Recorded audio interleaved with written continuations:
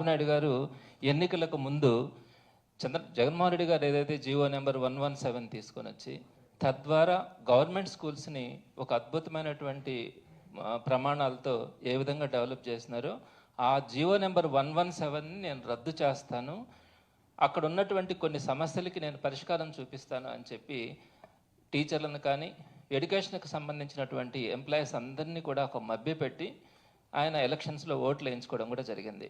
ఈరోజు నిన్నటి రోజున జీవో నెంబర్ 19, 20, 21 117కి ప్యారలల్గా ఈ 3 జీవోల్ని కూడా తీసుకొని వచ్చి ఈ జీవోల్ని కనుక చూస్తే ఈరోజు టీచర్ల గుండె పగిలిపోతూ ఉంది. ఏం జరుగుతూ ఉంది, ఎడ్యుకేషన్ సిస్టమ్ని ఏం చేయాలనుకుంటా ఉన్నారు. ఇక్కడ ఉన్నటువంటి మంత్రులు కానీ అదేవిధంగా ఐఏఎస్ ఆఫీసర్స్ కానీ వీరందరూ కూడా ఎడ్యుకేషన్ డిపార్ట్మెంట్కి సంబంధించిన ప్రతి ఒక్కరూ కూడా గవర్నమెంట్ ఎడ్యుకేషన్ సిస్టమ్ని ఏ విధంగా తీసుకెళ్లాలనుకుంటున్నారని ఈరోజు ప్రతి టీచర్ కూడా వేదన చెందుతూ ఉన్నారు. అందుకే ఈరోజు టీచర్లు అందరూ కూడా చెప్తున్న మాట ఒకటే మాట చెప్తా ఉన్నారు. జగన్మోహన్ రెడ్డి గారు విద్యా విప్లవం తీసుకొని వస్తే చంద్రబాబు నాయుడు గారు విధ్వంసం చేస్తూ ఉన్నారు. విద్యా విధ్వంసం. ఈరోజు విద్యా వ్యవస్థకి పట్టినటువంటి చంద్రగ్రహణమే ఈ టీడీపీ కూటమి ప్రభుత్వం అని చెప్పి ఈరోజు ప్రతి ఒక్క టీచర్ కూడా వేదన పడుతూ ఉన్నారు. ఇది ఈ సీజన్ అంతా కూడా ఈ 5 సంవత్సరాలు ఒక రాహుకాలం లాంటిది అని ఈరోజు ప్రతి టీచర్ కూడా వేదన పడే పరిస్థితి కనపడుతుంది.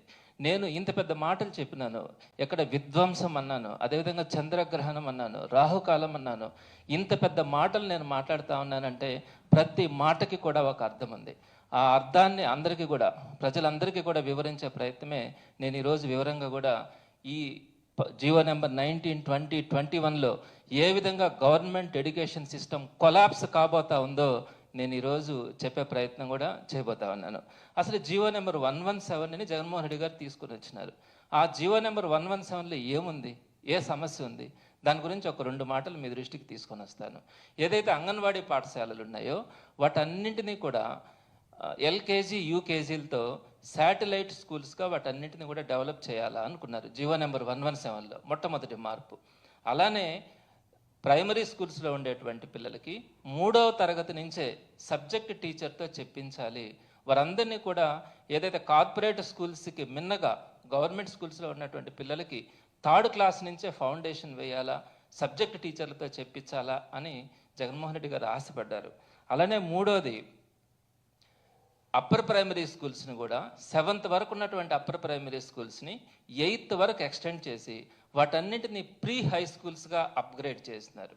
4వది ఈ గ్రామీణ విద్యార్థులకు కానీ ప్రధానంగా ఆడపిల్లలకు కానీ 10th వరకు చదివి డ్రాప్అవుట్స్ కాకుండా ఇంటర్మీడియట్ కూడా వాళ్ళందరూ కూడా దగ్గరలో ఉన్నటువంటి హై స్కూల్స్లోనే అందుబాటులో ఉన్నటువంటి హై స్కూల్స్లో వాళ్ళకి ఇంటర్మీడియట్ చదువు చెప్పించాలని హై స్కూల్ ప్లస్ తీసుకొని వచ్చి అందరికీ కూడా గ్రామీణ విద్యార్థులందరికీ కూడా ఆ హై స్కూల్ ప్లస్ల్లో ఇంటర్మీడియట్ని అందించి వారందరికీ కూడా అందుబాటులోకి తీసుకురావడానికి హై స్కూల్ ప్లస్ వ్యవస్థను తీసుకొని వచ్చినారు.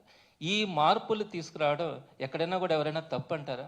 ఎంత మంచి వ్యవస్థని ప్రీ హై స్కూల్స్ని తీసుకురావడం కానీ, హై స్కూల్ ప్లస్లను తీసుకురావడం కానీ, శాటిలైట్ స్కూల్స్ని తీసుకురావడం కానీ, 3rd క్లాస్ నుంచి సబ్జెక్ట్ టీచర్తో చెప్పించాలనుకోవడం కానీ ఇవన్నీ కూడా తప్పులు పాపాలు అని చంద్రబాబు నాయుడు గారు ప్రజల్ని రెచ్చగొట్టే ప్రయత్నం కూడా చేస్తున్నారు. ఈ 117 జీవో ద్వారా కానీ జగన్మోహన్ రెడ్డి గారు తీసుకొచ్చినటువంటి రీఫార్మ్స్ వల్ల ఎన్ని డెవలప్మెంట్స్ జరిగినాయో తెలుసా? సుమారుగా 8,000 మంది పీజీటీలందరికీ కూడా స్కూల్ అసిస్టెంట్స్గా ప్రమోషన్స్ వచ్చినాయి. అంత భారీ స్థాయిలో ప్రమోషన్స్ అనేది ఎప్పుడు కూడా రాలా. ఏ విధంగానైనా కూడా మొత్తం మీద ఒక ప్రమోషన్స్ అన్నవి 25,000 టీచర్స్కి ప్రమోషన్స్ ఏదో ఒక విధంగా ఎంఈఓలుగా కానీ, హెచ్ఎంలుగా కానీ, స్కూల్ అసిస్టెంట్లుగా కానీ 25,000 మెంబర్స్ టీచర్స్కి ప్రమోషన్స్ వచ్చినాయి. అదేవిధంగా సుమారుగా 10,254 మంది లాంగ్వేజ్ పండిట్స్ అందరికీ కూడా స్కూల్ అసిస్టెంట్స్గా ప్రమోషన్స్ ఇచ్చినారు. 2,659 మంది పీఈటీలకి స్కూల్ అసిస్టెంట్స్గా ప్రమోషన్స్ ఇచ్చినారు. అలానే 673 MEO2 పోస్టులని క్రియేట్ చేసి వారందరికీ కూడా అవకాశాలు ఇచ్చినారు. ఇంత రీఫార్మ్స్, ఇంత ప్రమోషన్స్ కానీ ఇవన్నీ కూడా జన్మలో ఎవరు కూడా జరగలే. మరి జగన్మోహన్ రెడ్డి గారు జీవో నెంబర్ 117తో పాటు ఈ ఎడ్యుకేషన్ రీఫార్మ్స్ తీసుకొని వచ్చి ఒక అద్భుతాన్ని సృష్టిస్తే ఈరోజు జీవో నెంబర్ 19, 20, 21తో రాబోయే రోజుల్లో గవర్నమెంట్ స్కూల్ ఉంటుంది అన్న అనుమానం కూడా కలిగే పరిస్థితి ఈరోజు మనకు కనపడతా ఉంది. ఎందుకు ఇంత భయాన్ని కలుగుతూ ఉంది? ఈరోజు టీచర్స్ అందరూ కూడా ఎందుకు ఇంత ఆందోళన చెందుతూ ఉన్నారు అనే దాని గురించి మీకు ఒక 4 పాయింట్స్ని నేను వివరించడం కూడా జరుగుతూ ఉంది. అసలు జీవో నెంబర్ 117 ద్వారా మనము అంతకుముందు 4 టైప్స్ ఆఫ్ స్కూల్స్ ఉంటే అంగన్వాడీలతో కలిపి జగన్మోహన్ రెడ్డి గారు వచ్చిన తర్వాత 6 టైప్స్ ఆఫ్ స్కూల్స్ని తీసుకొచ్చినారు. అందులో ప్రధానంగా మనము ఒకటి ఫౌండేషన్ స్కూల్ అని ఒకటి, హై స్కూల్ ప్లస్ అని ఒకటి, ఈ రెండింటిని యాడ్ చేసి 6 రకాల స్కూల్స్ని తీసుకొని వచ్చినాం. ఈయన ఏం చెప్పినారు, ఈ 117 జీవోని రద్దు చేసి ఈ 2 స్కూల్స్ని కూడా రద్దు చేసి మరలా నేను పాత రోజుల్లో ఉన్నట్టుగానే 4 టైప్స్ స్కూల్స్ని తీసుకొని వస్తానని చెప్పి ఈ కొత్త జీవో ద్వారా 9 రకాల స్కూల్స్ని తీసుకొచ్చారు. అస్తవ్యస్తమైనటువంటి వ్యవస్థ, మోస్ట్ కన్ఫ్యూజన్ వ్యవస్థ. ఎక్కడ కూడా వీళ్ళకి ఒక శాస్త్రీయత అన్నది ఎక్కడ కూడా కనిపించట్లా. వాళ్ళకి ఇష్టం వచ్చిన రీతిలో చేసినారు. సుమారుగా 111 వెబెక్స్ మీటింగ్లు పెట్టినారు. ప్రతి శుక్రవారం కూడా టీచర్ యూనియన్స్ని తీసుకొని వచ్చి వారితో సమావేశాలు పెట్టినారు. మరి ఏంటి దౌర్భాగ్యం ఏంటి? ఇక్కడ తీసుకొచ్చినటువంటి 9 రకాల వ్యవస్థల్లో ఉన్నటువంటి లోపాలు కానీ వీటి ద్వారా రేపు పొద్దున గవర్నమెంట్ స్కూల్స్ ఏ విధంగా నాశనం కాబోతా ఉన్నాయో మీరు ఒక్కసారి ఆలోచించినారా? మీరు ఎవరైనా కూడా నేను స్టాన్ఫర్డ్ యూనివర్సిటీలో చదివినానో లేకపోతే ఢిల్లీ పబ్లిక్ స్కూల్స్లో చదివినానో చెప్పుకునే వాళ్ళకి గవర్నమెంట్ స్కూల్స్లో జరుగుతున్నటువంటి ఇబ్బందుల గురించి కానీ గవర్నమెంట్ స్కూల్ వ్యవస్థల గురించి కానీ మీకు తెలియక ఈ విధంగా కళ్ళు మూసుకొని జీవోలను తీసుకొని వచ్చి 9 రకాల వ్యవస్థలను తీసుకొని వచ్చి ఒక్కొక్క వ్యవస్థకు ఒక్కొక్క రకమైనటువంటి రూపకల్పన చేసి ఈ టీచర్లలోనే వైషమ్యాలను తీసుకొని వచ్చి ఒక్కొక్క వ్యవస్థలో ప్రైమరీ స్కూల్స్లోనే తీసుకుంటే ఒక్కొక్క దగ్గర ఒక్కొక్క రకమైనటువంటి సిస్టమ్స్ని తీసుకొని వచ్చి ఇక్కడే ఒకళ్ళకొకళ్ళకి డిస్టర్బెన్స్ వచ్చేలాగా స్టూడెంట్ ఈ కన్ఫ్యూజన్ని భరాయించలేక వాళ్ళందరూ కూడా ప్రైవేట్ స్కూల్స్కి వెళ్ళిపోయే పరిస్థితిని ఈరోజు మనం తీసుకొని వచ్చినాం. సో దీనికి ప్రధానమైనటువంటి కొన్ని కారణాలు మీ దృష్టికి నేను తీసుకొని వస్తాను. అందులో ప్రధానంగా ఒకటి ఏంటంటే ఈ కొత్త జీవోలు తీసుకొచ్చిన దానివల్ల వచ్చినటువంటి అత్యంత ప్రమాదకరమైనటువంటి ప్రమాదాలు మీ దృష్టికి నేను తీసుకొని వస్తాను. ఒకటి, మనం జీవో నెంబర్ 117లో ఈ ప్రైమరీ స్కూల్స్లో ఉండేటువంటి 3, 4, 5 తరగతులని హై స్కూల్స్కి పంపించాలా అనుకున్నాం. అలా పంపించినప్పుడు ఈ ప్రైమరీ స్కూల్స్ కొన్ని ఫౌండేషన్ స్కూల్స్గా మారిపోయినాయి. అంటే 2వ తరగతి వరకే ఫౌండేషన్ స్కూల్స్ మారిపోయినాయి. ఆ విధంగా మనకి ఎన్ని మారినాయి? మొత్తం 4731 ఫౌండేషన్ స్కూల్స్ మారినాయి. దీనికి ఏం చేశారు? ఆ రోజు ప్రైమరీ స్కూల్స్ ఫౌండేషన్ స్కూల్స్గా మారిపోయినాయి, ప్రైమరీ స్కూల్ వ్యవస్థ దెబ్బతింటుందని చంద్రబాబు నాయుడు గారు మాట్లాడినారు. ఈరోజు మీరు తీసుకొచ్చినటువంటి విధానం వల్ల 5058 ఫౌండేషన్ స్కూల్స్ తయారైపోయినాయి. అంటే ప్రైమరీ స్కూల్స్ అంతకుముందు 4731 ఫౌండేషన్ స్కూల్స్ ఉంటే ఈరోజు 5058 ఫౌండేషన్ స్కూల్స్ ఈరోజు ఏర్పడ్డాయి. సరే, 5058 ఫౌండేషన్ స్కూల్స్ని మీ హయాం జీవో తీసుకొచ్చిన దానివల్ల ఏర్పడి అయ్యేమన్నా బాగుపరుస్తూ ఉన్నారంటే ఇక్కడ ఒక ప్రమాదకరమైనటువంటి చేంజ్ ఒకటి తీసుకొచ్చారు. అంతకుముందు 20 మంది దాకా సింగిల్ టీచర్, 20 మంది దాటితే 2వ టీచర్ని ఇచ్చారు. ఇప్పుడు మీరు తీసుకొచ్చినందు జీవో వల్ల ఏం చేస్తున్నారంటే 30 మంది దాకా సింగిల్ టీచర్ అని చెప్పారు. ఇప్పుడు నేను చెప్తా ఉన్నాను, మీరు ఇచ్చినటువంటి 5058 ఫౌండేషన్ స్కూల్స్లో 99% స్కూల్స్లో అన్నీ కూడా 30 మంది కంటే తక్కువ మంది విద్యార్థులు ఉన్నారు. అంటే సుమారుగా 5058 స్కూల్స్లో 99% స్కూల్స్ అన్నీ కూడా 99% స్కూల్స్ అన్నింటిలో కూడా సింగిల్ టీచర్సే ఉండే ప్రమాదం ఉంది. మొత్తం అన్ని స్కూల్స్లో కూడా 30 మందికి మీరు ఎందుకు మార్చాల్సి వచ్చింది? 20 మంది దాటితే 2వ టీచర్ని ఇచ్చే సిస్టమ్ నుంచి 30 మంది వరకు మేము సింగిల్ టీచర్నే ఇస్తామంటే ఆల్మోస్ట్ ఫౌండేషన్ స్కూల్స్ అన్నీ కూడా సింగిల్ టీచర్లోనే మనం వాటన్నిటిని కూడా రాబోయే రోజుల్లో చూడాల్సి వస్తూ ఉంది. ఈ సింగిల్ టీచర్ విధానం వల్ల ఈ ఫౌండేషన్ స్కూల్స్ అన్నీ కూడా దెబ్బతిని ఎక్కడైతే చిన్న చిన్న ప్రాంతాలలో ఎక్కడైతే ఈ ఫౌండేషన్ స్కూల్స్గా మారిపోయి ఉన్నాయో అవి కూడా దెబ్బతినే పరిస్థితి ఏర్పడుతూ ఉంది. ఇకపోతే రెండోది ప్రైమరీ స్కూల్స్. ఈ ప్రైమరీ స్కూల్స్ గురించి ఏం చెప్పారు? మనకు సుమారుగా 34,000 ప్రైమరీ స్కూల్స్ దాకా గతంలో ఉన్నాయి. మీరేం చేశారు? వాటిల్ని 3 ముక్కలు చేశారు. ఒకటి బేసిక్ ప్రైమరీ స్కూల్స్ అన్నారు, 2 మోడల్ ప్రైమరీ స్కూల్ అన్నారు, 3వది హై స్కూల్స్లోనే ప్రైమరీ స్కూల్స్ని ఏర్పాటు చేస్తామన్నారు. అంటే ప్రైమరీ స్కూల్స్లోనే 3 రకాలు. వీటిల్లో బేసిక్ ప్రైమరీ స్కూల్స్ ఏం చేస్తున్నారు? 20,000 బేసిక్ ప్రైమరీ స్కూల్స్ని పెట్టారు. మోడల్ స్కూల్స్ మాత్రం 7,953 పెట్టారు. అదే హై స్కూల్స్లో ప్రైమరీ స్కూల్స్ని పెట్టారు. అవన్నీ పెట్టారు 1661 స్కూల్స్ని హై స్కూల్ ప్రిమిసెస్లోనే ప్రైమరీ స్కూల్స్ పెట్టారు. ఈ మూడింటి మధ్యలో కూడా విపరీతమైనటువంటి వైషమ్యాల్ని మీరు తీసుకురావడానికి ప్రయత్నించినారు. 20,000 బేసిక్ ప్రైమరీ స్కూల్స్లో 20 మంది దాకా కూడా ఒక సింగిల్ టీచర్నే పెట్టారు. 20 మందికి దాటితే 2వ టీచర్ని ఇస్తానన్నారు. అదే మోడల్ ప్రైమరీ స్కూల్కి వచ్చేటప్పటికి 59, అంటే బేసిక్ ప్రైమరీ స్కూల్లో 60 మంది దాకా ఇద్దరు టీచర్లే, 60 మంది దాకా ఇద్దరు టీచర్లు. అదే మోడల్ ప్రైమరీ స్కూల్కి వచ్చేటప్పటికి 60 మందికి వచ్చేటప్పటికి 4 టీచర్లను ఇస్తామంటున్నారు. అక్కడేమో 60 మందికి ఇద్దరు టీచర్లను ఇస్తే ఇక్కడేమో 60 మందికి 4 టీచర్లను ఇస్తామంటున్నారు. అదే హై స్కూల్ ప్రిన్సెస్లో ఉండే ప్రైమరీ స్కూల్కి వచ్చేటప్పటికి ప్రతి 10 మందికి మొదటి 10 మందికే ఒక ఎస్జిటిని ఇస్తాము, తర్వాత 30 మందికి రెండో ఎస్జిటిని ఇస్తాము. ఈ విధంగా పెంచుకుంటూ పోయినారు.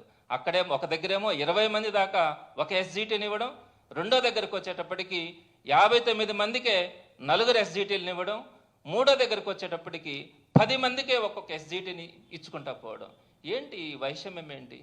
తీసుకొచ్చినటువంటి ప్రైమరీ స్కూల్స్లోనే ఒక్కొక్క ప్రైమరీ స్కూల్లో ఒక్కొక్క విధంగా ఉంటే, అంటే ఇక్కడ మీ కాన్సెప్ట్ ఏంటంటే ఈ బేసిక్ ప్రైమరీ స్కూల్స్ ఏవైతే 20,059 బేసిక్ ప్రైమరీ స్కూల్స్ ఉన్నాయో వాటన్నింటినీ కూడా కేవలం సింగిల్ టీచర్లు, డబల్ టీచర్లకి పరిమితం చేస్తా ఉన్నారు. 20 మందికి ఒకటి, 60 మంది దాకా ఇద్దరినే ఇస్తామన్నారు. ఇంకా తర్వాత లే.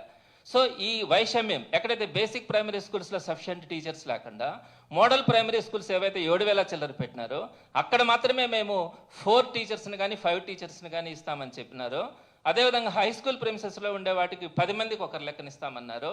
వాటిని చూపించి 20,000 బేసిక్ ప్రైమరీ స్కూల్స్లో సింగిల్ టీచర్స్ 2 టీచర్స్ ఇవ్వడం వల్ల ఈ డిఫరెన్స్ వల్ల ఆ మోడల్ ప్రైమరీ స్కూల్స్, హై స్కూల్స్లో ఉండే ప్రైమరీ స్కూల్స్లో సఫిషియెంట్ టీచర్స్ ఉన్నందువల్ల ఈ బేసిక్ ప్రైమరీ స్కూల్స్లో పిల్లలు చేరే పరిస్థితి లేక పోతే అక్కడికన్నా పోవాలా, లేకుంటే వాళ్ళతో కంపేర్ చేసుకుని ఇక్కడ సరైనటువంటి చదువు లేదు కాబట్టి వీరందరూ కూడా ఏదైనా ఒక ప్రైవేట్ స్కూల్స్లో చేరాలా అనే ఆలోచన ఈరోజు వీళ్ళందరికీ కూడా కనిపించే పరిస్థితి ఏర్పడతా ఉంది.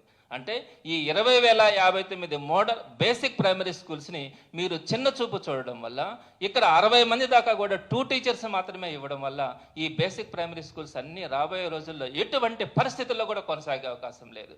అలా అక్కడ చూస్తే ఫౌండేషన్ స్కూల్స్ సుమారుగా 5,058 ఫౌండేషన్ స్కూల్స్ని దెబ్బతింటున్నాయి. 20,000 చిల్లర బేసిక్ ప్రైమరీ స్కూల్స్ దెబ్బతింటున్నాయి.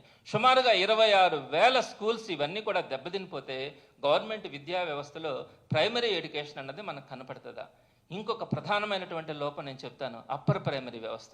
ఈ అప్పర్ ప్రైమరీ స్కూల్స్ మన దగ్గర ఎన్నున్నాయి? ఇంతకుముందు 3,158 అప్పర్ ప్రైమరీ స్కూల్స్ ఉన్నాయి. అసలు అప్పర్ ప్రైమరీ స్కూల్ వ్యవస్థనే తీసేస్తామని చెప్పినారు.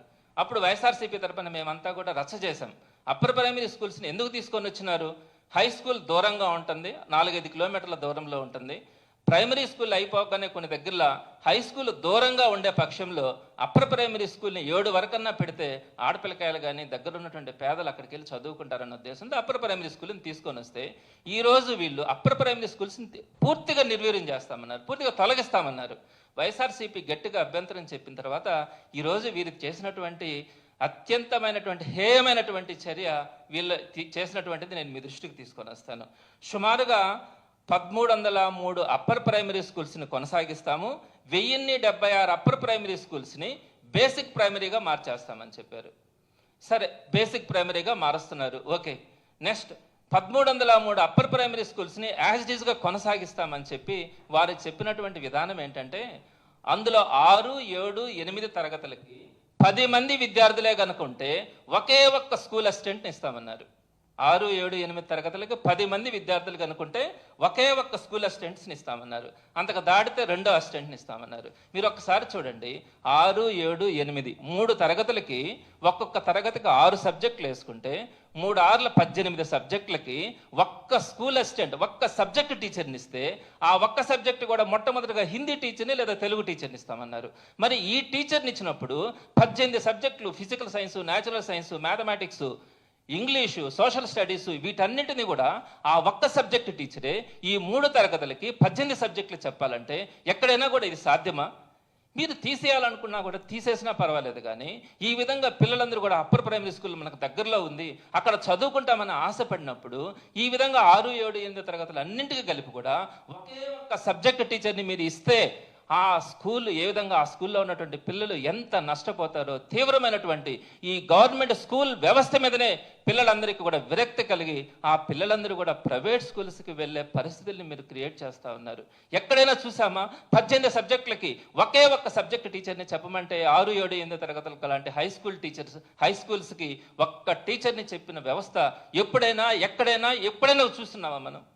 మరి ఇటువంటి దురదృష్టకరమైనటువంటి పరిస్థితులు ఈరోజు మనం చూస్తూ ఉన్నాం.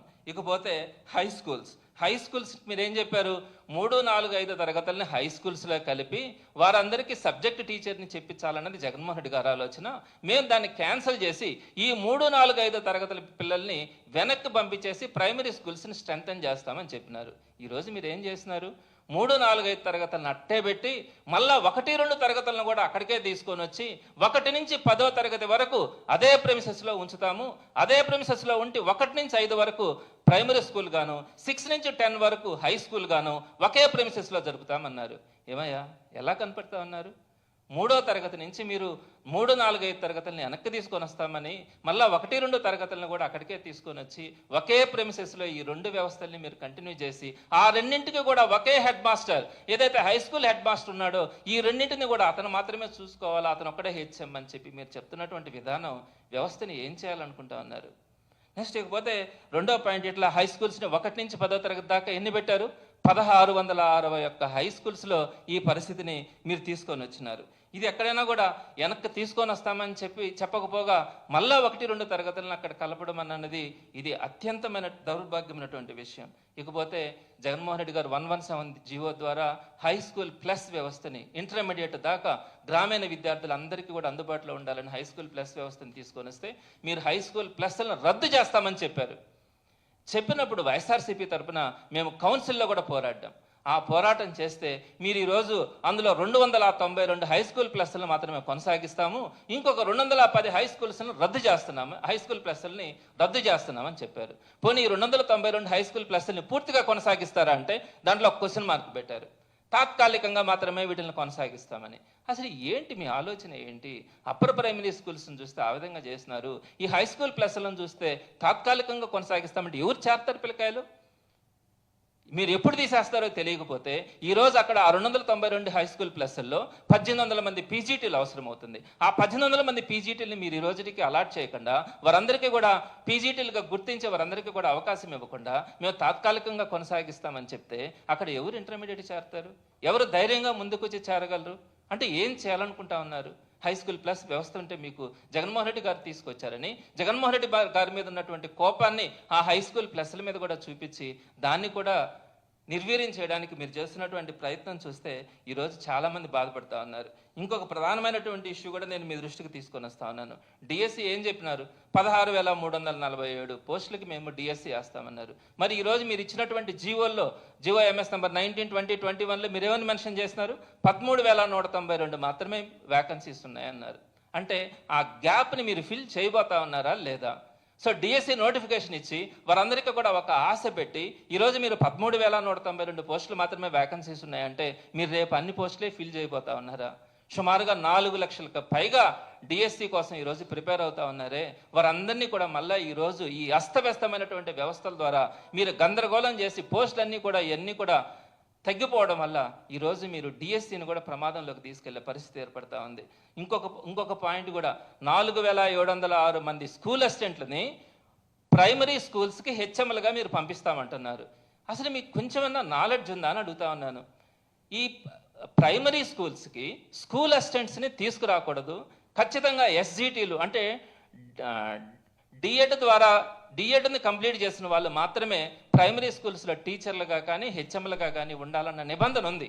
మరి ఈరోజు మీరు స్కూల్ అసిస్టెంట్స్ బీఈడీ చేసినటువంటి స్కూల్ అసిస్టెంట్స్ని మీరు తీసుకొని వచ్చి ప్రైమరీ స్కూల్స్కి హెచ్ఎంలుగా పెడితే ఇక్కడ 2 రకాలైనటువంటి నష్టాలు. అసలు ఈ విధమైనటువంటి విధానమే తప్పు. అంటే బీఎడ్ చేసినటువంటి స్కూల్ అసిస్టెంట్స్ని ప్రైమరీ స్కూల్స్కి తీసుకొని వచ్చి అక్కడ టీచింగ్లో కానీ హెచ్ఎంలుగా కానీ మీరు నియమించాలన్న ఆలోచనే అది తీవ్రమైనటువంటి తప్పు, అది విరుద్ధం.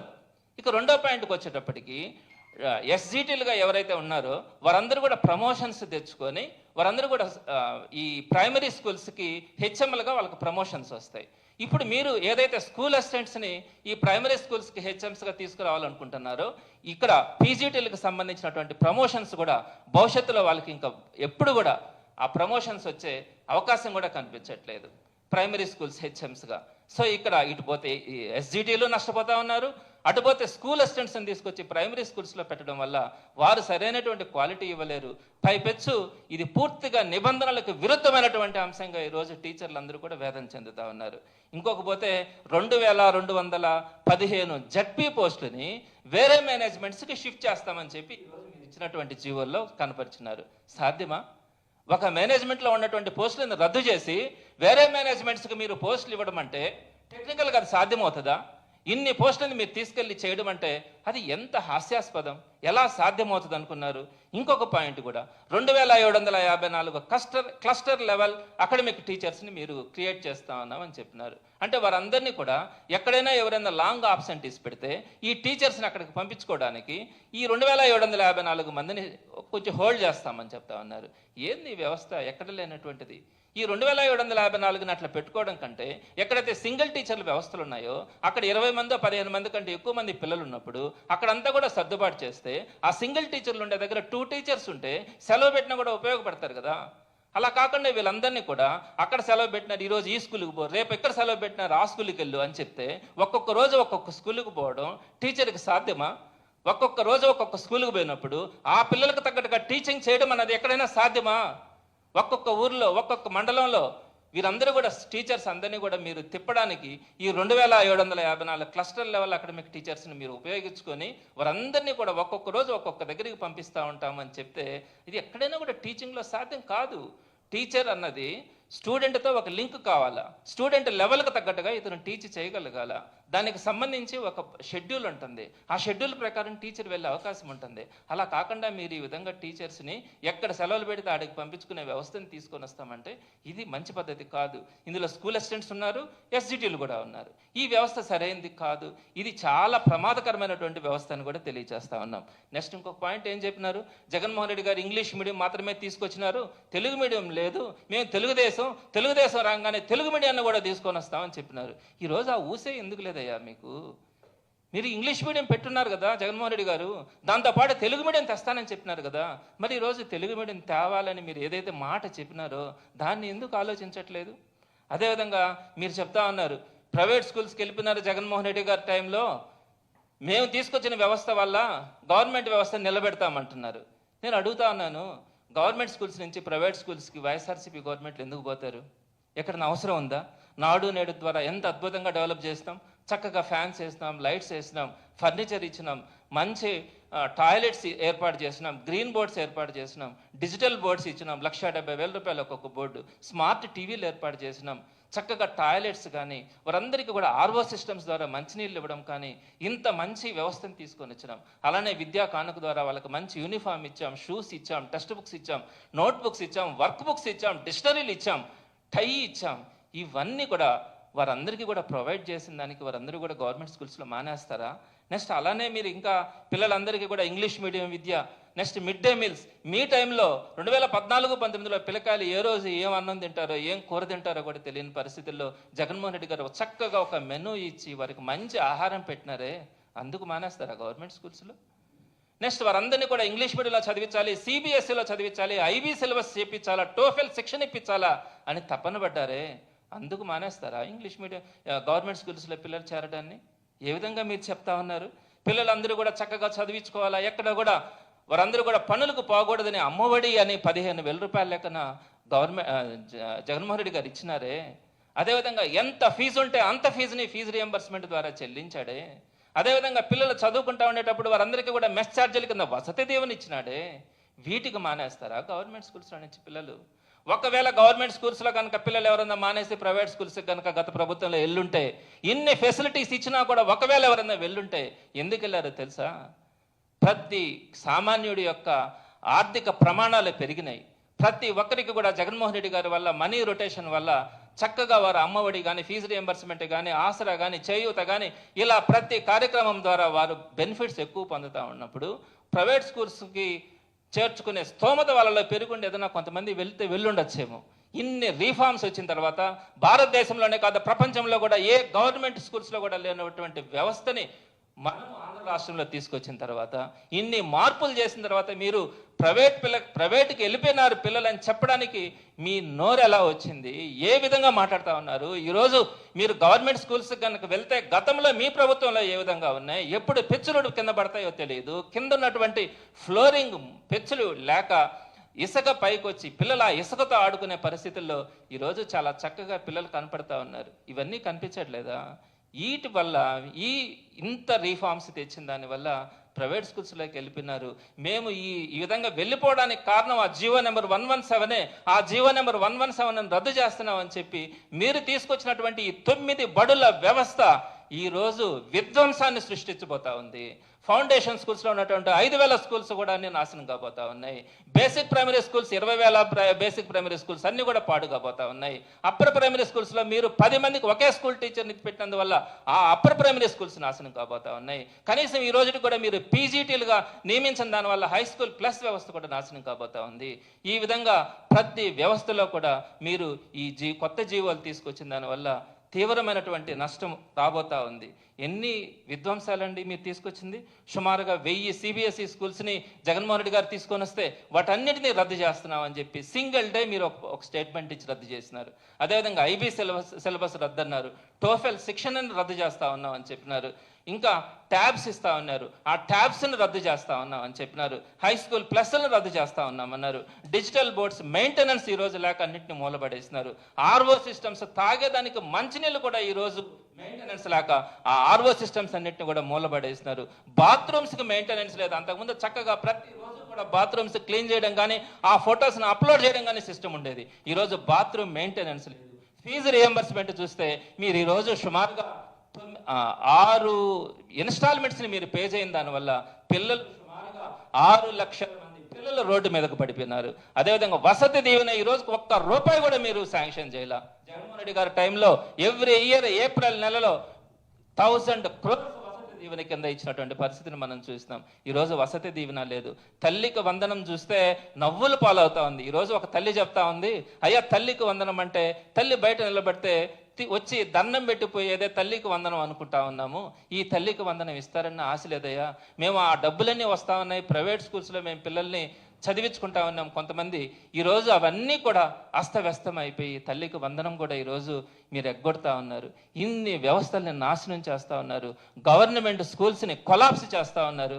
అందుకే వైఎస్ఆర్సీపీ తీవ్రమైనటువంటి అభ్యంతరాన్ని తెలియచేస్తూ ఉంది. ఇదొక విద్యా విధ్వంసం ఈ ప్రభుత్వంలో అని చెప్పి తెలియచేస్తూ వీటన్నిటిని కూడా రెక్టిఫై చేయమని టీచర్స్ ద్వారా గవర్నమెంట్కి వైఎస్ఆర్సీపీ అప్పీల్ చేస్తూ ఉంది.